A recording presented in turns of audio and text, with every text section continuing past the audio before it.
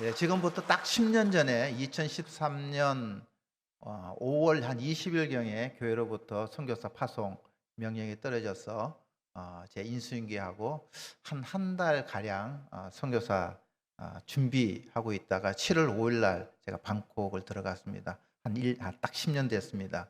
교회를 개척해야 되는데 여기 같으면 공인중개사가 있어서 제가 찾아가서 이런 목적으로 교회를 찾고 있습니다. 그런 건물이 있으면 소개해 주세요. 이렇게 말할 수 있는데 그것은 공인중개사가 없습니다. 발품 팔아가지고 다니면서 이게 광고가 나면 전화해가지고 제가 선교사이고 교회를 하고 싶습니다.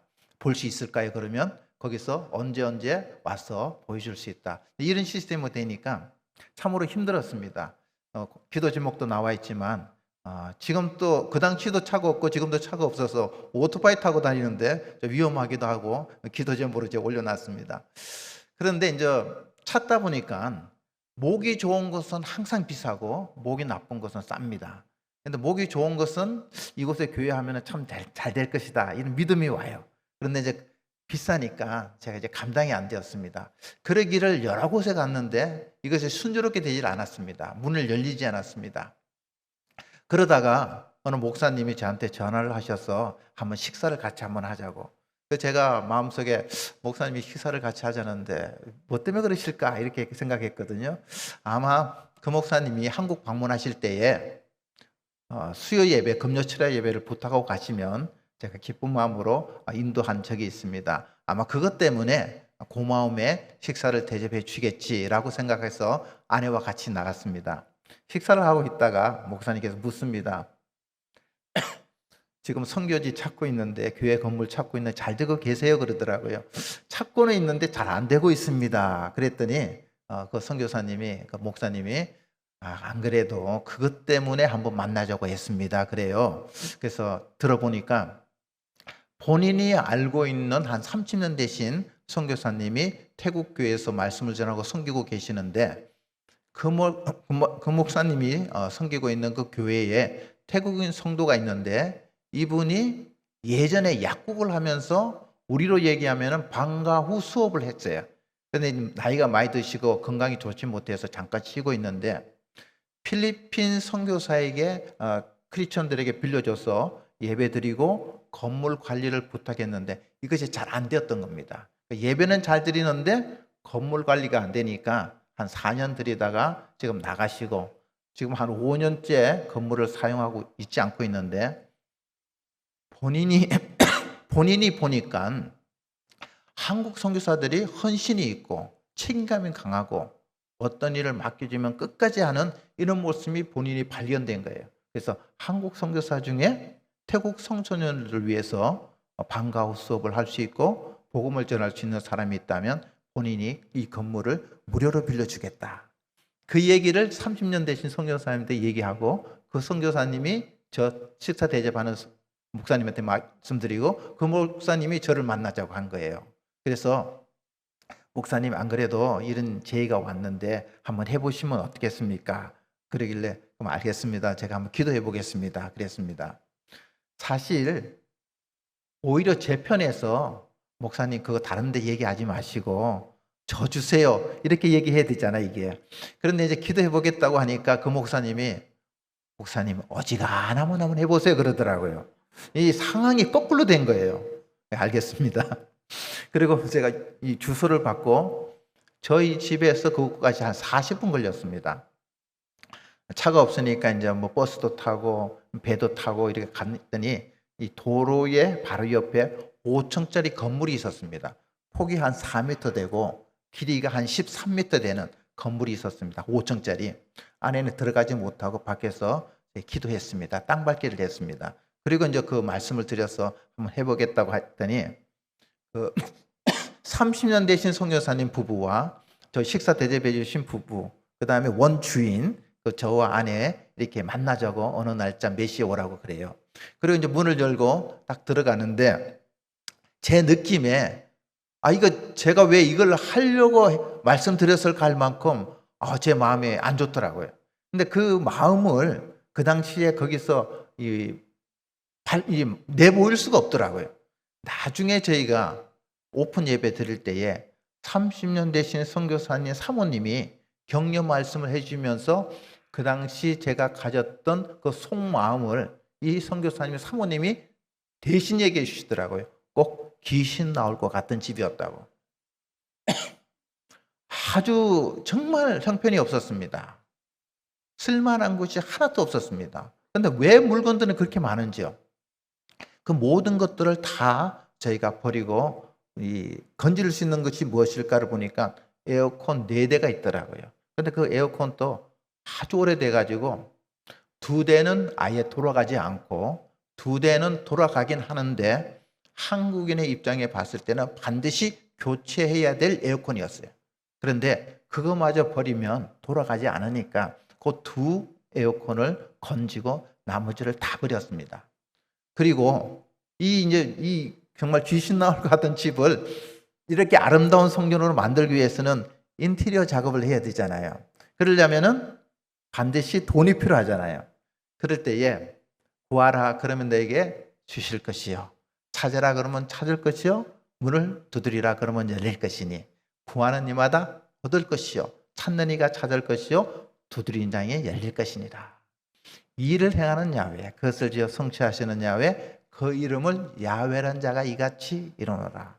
너는 내게 부르짖으라. 부르짖으면 알지 못하는 크고 놀란 걸로 응답해 주는 주님을 그때 만났습니다. 그때에 인도 차이나 5개국 마약 퇴치 관련된 일을 보기 위해서 현지 검사 부부가 방콕에 있었습니다.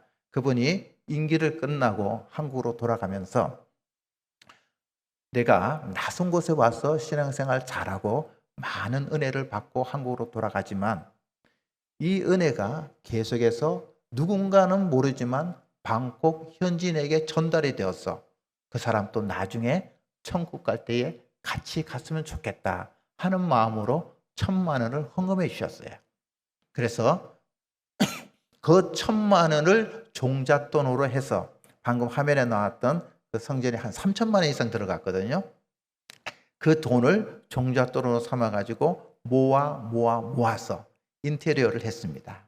그리고 아름답게 꾸며서 저희가 이제 주일날은 아내와 저뿐이 없으니까 예배를 드렸습니다.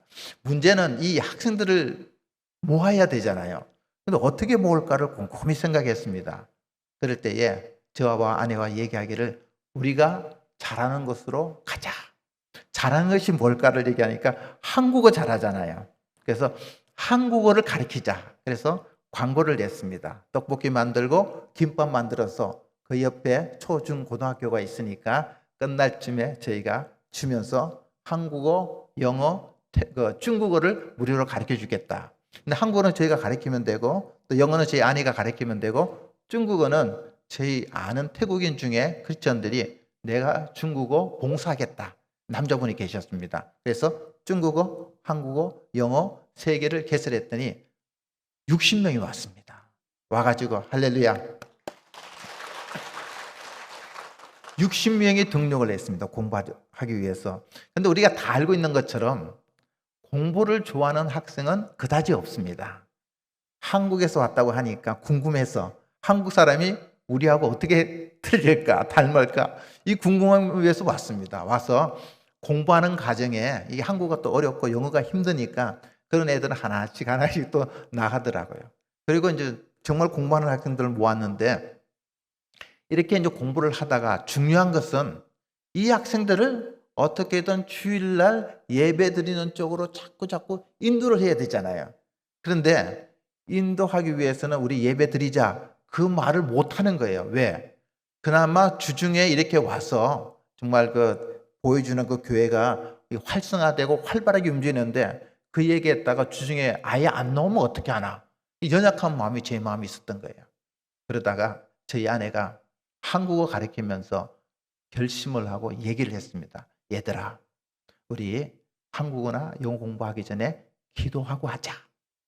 그랬더니 그때부터 공부를 잘 배우는 학생들이 몸을 뒤틀리고 빗고 막 뒤틀기 시작하고 말을 잘 듣던 애들이 옆에 친구들하고 막 대화를 나누고 방해 현상이 일어났습니다. 영적인 전쟁이 일어난 겁니다. 그럼에도 불구하고 저희 아내가 간단하게 기도하고 시작하고 기도하고 끝내고 며칠을 그렇게 했더니 그 현상이 없어지고 조용해졌습니다. 그러다가 이제 정말 주일날 같이 예배 드리기 위해서 어느 학생들에게 저희가 권유를 했습니다. 얘들아, 주일날 우리 살아계신 하나님께 예배 드리고 찬양하고 같이 식사하면 좋겠다. 그랬더니 오늘 찬양했던 중간에 있었던 학생이 있죠. 그 학생이 그 당시에 고등학교 2학년이었고 다음 달에 대학교 4학년이 됩니다. 이 학생이 예배를 드리겠다는 거예요. 그러면 언제 드리면 좋겠냐 하니까 오후 3시에 드렸으면 좋겠대요. 왜 그러니까 자기가 공부한다고 오전에 피곤해서 자야 된대요. 그래서 오후 3시에 그 학생 때문에 예배에 문을 열게 되었습니다. 그래서 오후에 3시에 예배 드리고 그러다가 이제 한둘씩 오후 3시 예배에 참석하게 되었습니다. 중요한 것은 저는 제 마음속에는 오전에 예배 드리고 싶어요. 오늘처럼 이렇게 오전에 예배 드리고 싶은데 오후 3시는 조금 첫 시간을 함께 드리고 싶은 마음이 간절했는데 요 시간대를 옮기고 싶은 마음이 간절했는데 그렇게 하면은 요마저도 안 나오면 어떻게 할까? 그 마음이 또 드는 거예요, 제 마음속에.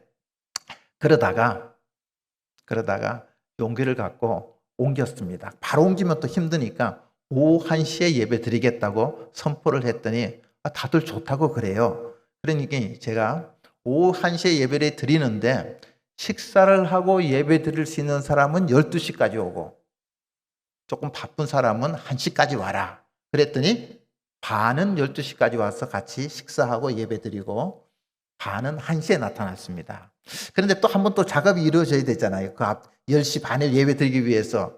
그러다가 또 몇 개월이 지났습니다. 지나고 난 다음에 오늘 그 첫 열매, 우리 그 중간에 서서 찬양했던 그 당시에 그 고등학교 2학년, 지금 이제 다음 달에 대학교 4학년 되는 끼나가 엄마와 같이 저희 왔는데, 근데 끼나가 예수님을 믿고 오후 3시에 계속해서 없어지다 보니까 이 엄마가 너 어디 가니? 너 집에서 뭐 잠자고 숙제해야 되는데 어디 가니 하니까 엄마 저 한국 사람이 한국어 무료로 가르쳐 주는데 공부하러 간다고. 매주마다 주일마다 오후 3시에 없어지니까 이 엄마가 진짜 그런지 안 그런지 확인하기 위해서 그 딸과 같이 저희 교회에 온 거예요. 그리고 저희가 대화를 하면서 이 엄마가 그날 저희 교회에 등록을 했습니다. 할렐루야. 지금 저희 예배 끝나고 난 다음에요, 끼나 엄마가 음식을 만들어주는데 얼마나 태국 음식이 잘 맞는지는 모릅니다. 저녁에 돌아가서 저녁을 안 먹을 만큼 점심을 정말 잘 먹게 맛있게 만들어줍니다. 근데 이 엄마와 딸이 한 번은 저희 집을 방문하게 되었습니다. 그러다가 이제 대화를 하면서 10시 반에 예배를 드렸으면 좋겠습니다. 시간을 좀 바꿨으면 좋겠습니다. 했더니 본인들은 아무 문제가 없다는 거예요. 그래서 제가 용기를 갖고 그 다음날 선포를 하고 10시 반에 우리가 이제 주일 예배 드리겠습니다. 그랬더니 다들 좋아하고 10시 반으로 정상적으로 예배를 드리고 있습니다. 그리고 이제 예배를 드리고 난 다음에 저희들은 오후에 식사 끝난 다음에 성경 공부를 합니다. 왜냐하면 한 주 말씀을 들은 거 가지고 한 주 버티기가 힘드니까 직접 본인들이 이 성경을, 태국어 성경을 가지고 본인들이 직접 찾아서 본인의 입술로 고백을 하고 직접 눈으로 확인해라. 그래야만 내 믿음이 커져 나갈 수 있다. 물론 믿음은 들음에서 나며 들음은 그리스도의 말씀으로 말미암다고 했지만 듣는 것으로는 부족하니 직접 성경 공부를 하자. 제자 교육을 하자니 모두가 좋다고 그랬습니다. 그랬더니 정말 믿음이 쑥쑥 커가 나가는 거예요. 처음에는 이들이 기도가 뭔지를 몰랐습니다. 해본 적이 없었으니까. 성경이 뭔지도 몰랐고요. 그런데요, 지금은요, 미리 알려주지 않더라도 그날 와서 오늘 너 헌금 기도하고 대표 기도해라면 알겠습니다. 그러면서 기도를 얼마나 잘하는지 몰라요. 특별히 신학교 간 학생은요, 순복음 스타일로 기도를 하는데 얌전하고 이쁘지만 기도 한번 시켜놓으면 불이 떨어집니다. 주위에 있는 성도들이 나도 저렇게 하고 싶다 할 만큼 순복음 스타일로 기도합니다. 이 모든 것들이 하나님의 은혜임을 감사를 드립니다. 할렐루야. 이렇게 해서 저희가 성경 공부를 하다 보니까 제 마음속에 또 그 다음 단계로 넘어가야 되는데 그것이 뭐냐? 침례를 주고 싶었어요. 제 마음속에. 그래서 성경 공부 끝나고 난 다음에 얘들아 다 모여봐라. 성경에 보니까 예수님께서 침례를 받으셨고 또 침례 받은 얘기가 많이 나오는데 너를 침례 받았으면 어떨까 하면서 침례에 대해서도 설명을 해주고 광고를 드렸더니 8명이 저 침례 받겠습니다 그러더라고요. 아 그래 그러자 그러면은 우리 침례 받기 위해서는 교육이 필요한데 교육 과정을 거치고 우리 침례 받자. 그랬더니 모든 학생들이 8명이 정말 순종을 잘해서 그 과정을 잘 통과를 하고 화면에 잠깐 피지지만 8명이 첫 침례를 받게 되었습니다. 저희 방콕에서 남쪽으로 한 4시간 정도 가면은 후아힌이라는 아주 유명한 휴양지가 있는데 그곳에 가서 침례를 하는데요. 지금 그 당시에는 코로나 전이었거든요. 그러니까 외국 관광객들이 얼마나 많이 오겠습니까? 방콕에, 태국이란 곳에. 방콕은 저희보다도 먼저 국제화 도시가 먼저 되었습니다. 그래서 방콕에는 외국 유행 기구들이 많고 외국인들이 참 많습니다. 그때 침례를 거행하는데 화면에는 지금 나오지 않았지만 외국인들이 태국에서 침례를 하는 모습을 신기한 거예요. 불교 국가에서 이렇게 침례를 하니까. 그러니 그들이 비디오를 찍고 사진을 찍고 난리가 났습니다. 우리가 봤을 때는 다 우리를 축복하는 것 같았어요. 그런데 중요한 것은 이 학생들이 그때 바닷가를 처음 갔다는 겁니다. 왜요? 바닷가를 갈 만한 형편이 못 되기 때문에. 저희를 만났어. 순복음 선교사를 만났어. 바닷가에 처음 가서 얼마나 좋아하는지 모릅니다. 얼마나 좋아하는지 모릅니다. 하나님께서 이 모든 것들은 우리 또 순복음 가족들을 통하여 저에게 주신 은혜와 그 은혜가 누군지는 모르지만 흘러가서 이들이 기쁨이 되고 이곳에 살지만 천국을 경험할 수 있는 놀라운 은혜를 주신 것을 순복음 교인들 대표해서 여러분께 감사를 드리겠습니다. 할렐루야. 그리고 2기 침례를 준비하면서 코로나가 왔습니다. 여기도 많이 힘들었죠. 예, 그것에서도 정부 차원에서 모든 것들을 다 중단시키고 저희도 만나지도 못하고 이제 인터넷으로 좀 연락하고 그다음에 이제 정말 조금 상황이 좋아지면 이제 오토바이 타고 신방 가서 격려해주고 또 기도해주고 이렇게 살았습니다. 이제 코로나를 좀 풀리면서 성경 공부를 하면서 제가 물었습니다. 얘들아, 너희들 평생 소원이 뭐냐? 성경 공부하다 묻잖아. 이렇게 대답도 하고. 목사님, 제 평생 소원은 한국 한번 가는 것입니다. 그래요. 한국을 너무 좋아하는 거예요. 왜요? K-팝 그런 영향도 있고 또 저희가 이제 얘들이 침례 받기 전에 금요철야 예배 있죠. 그거를 순복음 금요철야 예배를 저희가 큰 틀어줬습니다. 틀어주면서 간간히 통역해주고 그 장면, 그 영성으로 기도하는 장면을 꼭 한번 가서 체험하고 싶다는 겁니다. 그래서 그러면은 기도하면 하나님께서 반드시 응답해 주실 거야. 기도하면 돼. 근데 제가 왜 그렇게 했는지 모르겠습니다. 누가 있으면은 좋으려면 아무도 약속한 사람이 없거든요. 근데 무조건 제가 선포를 했습니다.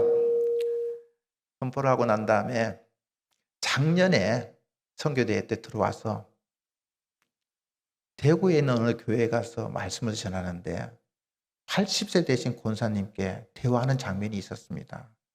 권사님, 우리 학생들이 한국 오는 게 평생 소원이라고 합니다. 그랬더니 이 권사님이 목사님, 제가 그 소원을 이루어주는 통로를 한번 해보겠습니다. 통로 역할을 한번 해보겠습니다. 그래요. 그래서 권사님이 너무 무리하지 마시고요. 할 수 있으면 한 2명 혹은 3명만 해주세요. 그랬어요. 그랬더니 목사님, 선교사님 10명은 데리고 와야지요. 그러더라고요. 그래서 제가 아멘하고 받았습니다. 결론적으로는 그분이 이제 10명에 해당하는 금액을 심으시지 않고 3명에 되는 금액의 반만 심으셨어요. 그런데 그전부터 약속이 돼 있기 때문에 이 코로나 때문에 못 왔지만 더 이상 미룰 수가 없어서 제가 이제 그래도 믿음을 갖고 한국으로 가자. 심으신 분이 계시니까 그 열매가 계속해서 흘러갔으면 좋겠다 하는 마음으로 제가 결단을 하고 한국 가는 사람 등록을 해라 했더니 등록을 한 열댓 명이 했는데 결과적으로 회사 다니는 사람도 있고 학교 다니는 사람도 있고 또 직장이 없는 사람도 있는데 이 갈등이 되는 거죠. 회사에서는 한국 가게 되면 회사를 관둬야 되고 아니면은 한국 가는 것을 다음에 가게 되면 회사를 다닐 수 있고 갈등감 있는 사람은 조금만 요번에 회사 다니고 한국 가는 것은 다음에 갈게요. 이런 사람들 해가지고 자연스럽게 정리가 되더라고요. 그러면서 3명이 이번에 한국에 오게 되었습니다. 한국에 와서 첫째, 이 기온이 너무 좋은 거예요. 바람이 불어오고 하니까 태국에서는 전혀 경험하지 못한 부분들을 이들이 경험하니까 너무 좋고 한국 음식 너무 맛있게 먹으니까 다들 우리도 좋고 본인도 좋고 너무 기쁜 가운데 있습니다. 그 중에 섰던 중에 왼쪽에 있는 우리 누이라는 학생이 중3 때 저희 만났는데 이 학생이 예배 드리는 가운데 졸기도 하고 성경 공부하는데 우리로 얘기하면 도망가기도 하고 그런 학생이었습니다. 그런데 하나님께서 은혜를 주시니까 성령님께서 함께 하시니까 믿음이 계속해서 커나갔습니다. 그러다가 고등학교 3학년 됐을 때에 선생님, 목사님, 제가 뭘 공부해야 될지를 잘 모르겠어요. 그러더라고요. 기도해보자. 하나님께서는 선하신 가운데 인도하시니까 야훼를 사랑하는 자, 곧 그때 떨어 부르심을 입은 자들에게는 모든 것이 합력하여 선을 이루시니까 반드시 하나님께서 너를 창조하실 때에 너에게 달란트를 주셨고 은사를 주셨으니까 그 은사대로 귀하게 쓰임을 받을 거야. 그렇게 얘기를 상담을 해 주셨습니다. 나중에 목사님, 선생님, 저 신학교 가고 싶어요. 그러더라고요. 제가 신학교 가라고 종용한 것도 아니지만 본인이 신학교를 가고 싶다 그러는 거예요. 그래, 그럼 기도하자. 저희가 직접 방문을 할 때에 이 학생들의 가정은요, 전혀 대학교를 시킬 수 있는 상황이 전혀 안 됩니다. 먹고 살기 바쁘고, 고등학교 졸업하면요, 그냥 아르바이트하고 직장으로 가서 또 뭐 남자친구 만나서 결혼하는 이런 시스템이 되니까 대학을 진학할 수 있는 상황이 전혀 안 됩니다. 그래서 제가 만나고부터 결혼도 중요하지만 공부를 해야 된다. 그래서 그 이후로는 우리 모든 학생들이 대학에 대한 희망과 소망을 갖게 되고 대학을 진학하게 되었습니다. 이 학생에게도 제가 너 신학교 가기로 했으니까 기도하면 반드시 너를 통하여 태국에 놀라운 역사가 일어날 것이다. 그리고 준비를 해라. 준비하는 것은 마음도 준비하지만 등록금 필요하잖아요. 그 작년 이제 선교대 나갈 때 이제 저는 또 기도 제목을 가지고 왔습니다. 와서 하남에 있는 어느 교회에 가서 이 말씀을 했더니 그 중에 안수 집사님 한 분이 이제 예배 끝나고 장로님 같이 식사하고 돌아왔더니 담당 전도사님이 선교사님 어떤 안수 집사님이 그 학생 4년간 장학금 지급하기로 했습니다. 그러더라고요. 할렐루야. 계산을 해보니까 대학교 한 학생 키우는데 한 달 30만 원 들어가면 교복, 기숙사비, 책값 이 모든 것들이 다 해결되더라고요. 그래서 그 얘기를 했더니 그럼 제가 4년 동안 지원해 주겠습니다. 근데 그분하고 이 학생은 잘 알지 못하잖아요. 이번에 서울로 올라가면은 그 안수집사님과 우리 누이 학생이 만나게 되어 있습니다. 서로가 할렐루야. 서로가 얼마나 감격스럽겠습니까? 알지 못하는 사람을 통하여 우리가 받은 은혜가 계속 흘러가기를 원하는 사람이 있기 때문에 이렇게 알지 못하는 사람과 연결이 이루어져서 놀라운 주님의 은혜가 넘쳐날 줄 믿습니다. 성경에 보면 주는 것이 받는 것보다 더 복이 있다고 말씀하고 있습니다. 저는 이 말씀을 이해를 못했습니다. 아니, 복이 받으려면 좀 많이 이렇게 은혜에도 많이 이어놓고 많이 가져야 되는데 어떻게 주는 것이 받는 것보다 더 복이 될까? 제가 이 이해를 못했습니다. 그런데요, 성경을 보고 기도하고 성령님이 알려주시는 깨닫고 보니까, 아, 그렇구나. 내가 복이 되기 위해서 자꾸 모으는 것보다 주는 것이 더 복되다는 사실을 제가 깨닫게 되었습니다. 그것은 서울에 보면은 저희가 집에 물을 트면 물이 나오잖아요. 근데 그 물에 파이프가 팔당 호스와 연결되어 있죠. 그렇죠? 그런데 물을 잠그면은 물이 안 나오고 물을 트면은 바로 물이 나오는데 팔당 호스의 그 원천지인 그 물과 우리 집에 있는 수도가 동급이에요. 팔당 호스의 물이 마르면 저희 수도에 물이 안 나오죠. 그런데 팔당 호스에 물이 있는 한 저희 집의 수도는 계속해서 나오게 되죠. 흘러가니까. 그러니까 우리가 받는 복은 어디로부터 옵니까? 하나님으로부터 오죠. 하나님의 복이 마를까요?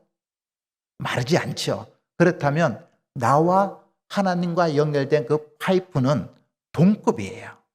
그러니까 내 받은 복을 계속해서 흘러가더라도 하나님과 나와 연결되어 있는 이 파이프의 그 은혜, 그 은총, 그 기적의 역사가 계속해서 흘러간다는 겁니다. 그러니 받는 것보다 주는 것이 더 복됐다는 말씀을 그때 깨달은 것입니다. 그래서 저희에게 1,000만 원을 헌금했던 현직 검사 부부, 그 외에 이 모양 저 모양으로 믿음으로 심는 그 손길들이 저는 확신하건대 계속해서 하나님의 복이 철철 넘쳐날 줄 믿습니다. 많은 선교사들은 타국에 가서 신학교를 세우는데 저는 참 중요하다고 생각합니다. 인재를 양성하고 특히 믿음의 군사들을 양성하는 것은 참으로 중요하다고 생각합니다. 저도 그 일을 하고 싶었습니다. 그런데 나이도 있고 앞으로 제가 선교 사역할 이 기한도 정해져 있기 때문에 그 일을 하기에는 여러 가지 부족함이 있더라고요. 그러면서 기도하면서 저는 어떤 선교 사역에 헌신하고 목적을 갖고 목표를 이룰까를 생각하면서 신학교를 세우는 것은 힘들겠지만은 신학교에 많은 학생들을 보내자. 그러면 제가 교회를 개척해서 태국인들을 교육시키고 말씀을 먹이는 것보다 태국인들이 신학교를 졸업해서 곳곳에서 교회를 개척한다면 내가 감당할 수 있는 수십 배 이상의 놀라운 영향력이 있을 것이다. 이걸 제가 생각하면서 앞으로 제가 남은 선교사에게 가능하면 많은 학생들을 신학교를 보내는 걸로 목표를 두고 있습니다. 제 약속 말씀이 있는데요. 두려워 말라. 내가 너와 함께 함이니라. 놀라지 말라. 나는 내 하나님이 됨이니라. 내가 너를 굳세게 하리라. 참으로 너를 도와주리라. 참으로 나의 의로운 오른손으로 너를 붙든다고 말씀하셨습니다. 제가 굽이굽이 어려울 때마다 이 말씀을 주장하고 이 말씀을 가지고 기도를 했더니 하나님께서는 그때마다 수령해서 저를 건져주시고 환한 빛을 보이게 하신 적이 여러 번 있습니다. 어렵고 힘들 때에 말씀을 붙들고 승리한 저처럼 물론 여기 계신 모든 분들도 저보다 더 많은 간증이 있으리라 생각합니다. 주님은 우리 편이십니다. 성령님은 우리의 친구가 되어주시고 위로자가 되어주시고 반석이 되어주시고 방패가 되어주시고 구원의 뿔이 되어주십니다. 우리가 주님을 의지한다면 성령님을 의지한다면 기적이 일어날 줄 믿습니다. 이적이 일어날 줄 믿습니다. 좋은 일들이 가정마다 넘치게 일어날 줄 믿습니다. 오늘 제가 왔다가 가지만 여기 계신 모든 분들 방콕 순부원교회를 위해서 기도해 주신다면 지금보다도 더 놀라운 은혜와 은총이 넘쳐나고 우리가 알지 못하는 태국 현지인들이 예수님 영접하고 영원한 생명을 소유하고 우리가 천국 갈 때에 같이 천국 갈 수 있는 놀라운 일들이 일어날 줄 믿습니다. 물론 저도 돌아가서 이 교회와 여러분들의 삶을 위해서 계속 기도하겠습니다. 주님 은혜 가운데서 십자가 안에서 큰 사랑과 은혜와 은총을 다 누리시길 바랍니다.